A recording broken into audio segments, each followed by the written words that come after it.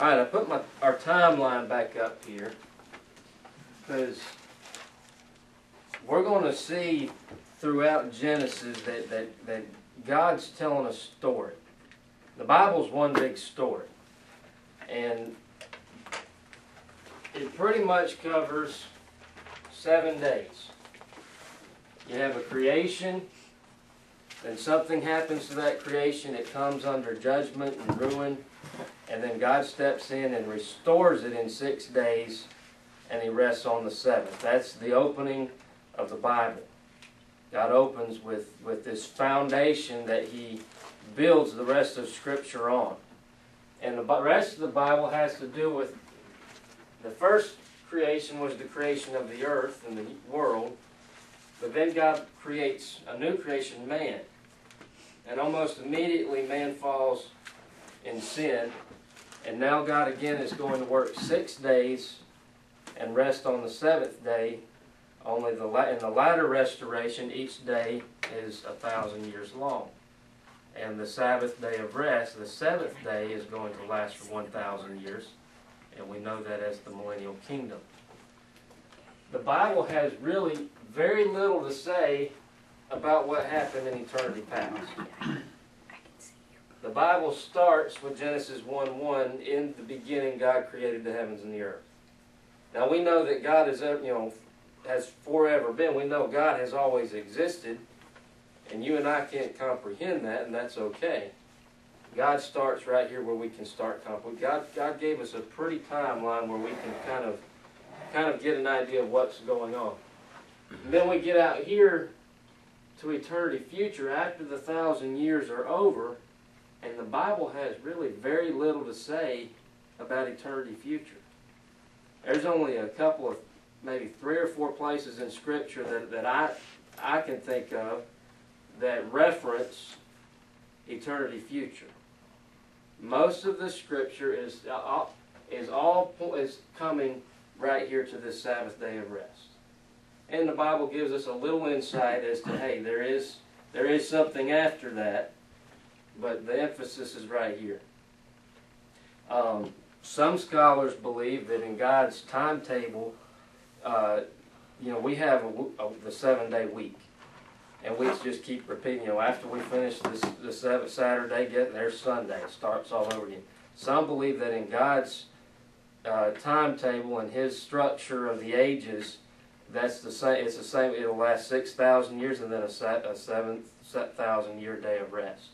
Whether or not that's true, I don't know, but it very well could be. That's the way I started seeing it as you was explaining that. But how long have we always kept dates? Are we actually accurate in 2012, or did we miss? Well, here's where you. First of all, the Bible is truth. There's no error in the Bible, and I believe that there may be some translation error, but I believe that God has preserved the integrity of His Word through comparing different translations. There are manuscripts, Greek manuscripts that we can go back to, and there are Greek scholars and Greek studies that we can use to, help understand the message of the Bible has been preserved. So the Bible's truth, and the Bible, you know those verses and chapters that, so-and-so begat so-and-so when he was X years old when he begat. Well, those are there for a reason. Now, the only problem with that, Dennis, how old were you when you had Gary? I was 38. Okay. He was 41. 41. Well, 41 and how many days? You don't know. You didn't. Okay, so let's say Gary, when he's 20, he's going to have a kid. Let's just, okay, so you add 41 and 20.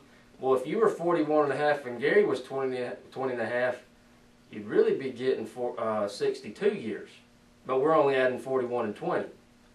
So you see what happens when Abraham was X amount of years old when he begat Isaac. Over time, it's going to get off because all we can go by is the years. Right. Whereas Abraham could have been, X amount of years and 350 days, just shy of being that one more year, but Right. yet we only count the year that's given. So we're not going to be exact. But we're not But like, we're not going to be thousands we're not of like, years yeah, off. I think so, we're not thousands Right. of years off. Another thing, when you get, and I actually did this, if you calculate the years given from Adam to Abraham, I think when I did it, it was like 1990 something years. Which, when we've talked about this, God gave 2 days to the Gentiles, or 2,000 years. He gives 2 days to the Jews, and then 2 days to the church. Now, the deal with the Jews is their second day isn't over yet. They have 7 years left of their second day.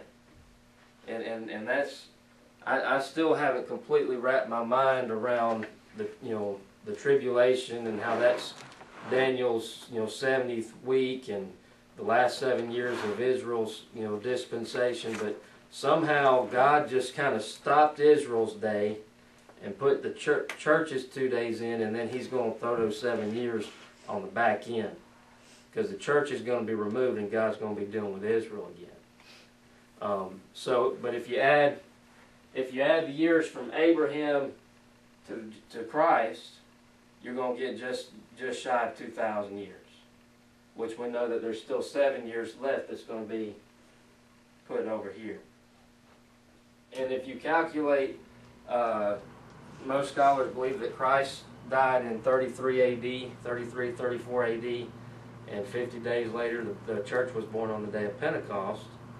If you calculate 2,000 years from there, that brings you to 2033, 2034. However, God's years are lunar years, 360 days, whereas our years are 365 solar years.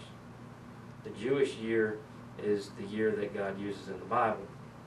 So if you do the translation, when I did it, I think it brought us to like 2007 or 2008, which would have been the end of. But then when in the Jewish year, God gives an extra day here, an extra day there, and an extra month here and that. So I don't know how to translate it. All right. I'll put it to you like this: we're close. So we're over what, 4 or 5? Are we on the? Were we considered in the 6th year of God? Oh, we're at the very end of the 6th day. Right. Very end. And people, and it's funny, Christians don't want to think about it. Right. A lot of times you start talking about how, oh no, but you're not supposed to guess. Bible, I'm not guessing. But yeah, Jesus said that no man knows the day or the hour. However, he rebuked the Pharisees for not being able to discern the times. The Pharisees should have known by looking at Scripture and reasoning and calculating the years that, hey, Jesus Christ is, it adds up. And we as Christians, we as believers should first of all be able to look at the Scriptures and say, okay, we're at the end of the 6th day. But we should also be able to look around us and look at the advance in technology, look at Israel back in their homeland, corruption and violence. Jesus said, as the days of Noah, corruption and violence. Mm-hmm. Look at where we should be able to discern this and say we're close. Yeah. And I'm not trying to predict a day or even a year for that matter, but we are so close. And our eyes should be fixed on what's coming next. Right. Our eyes should be looking up we should be living every day as though Jesus is coming back, this year or tomorrow.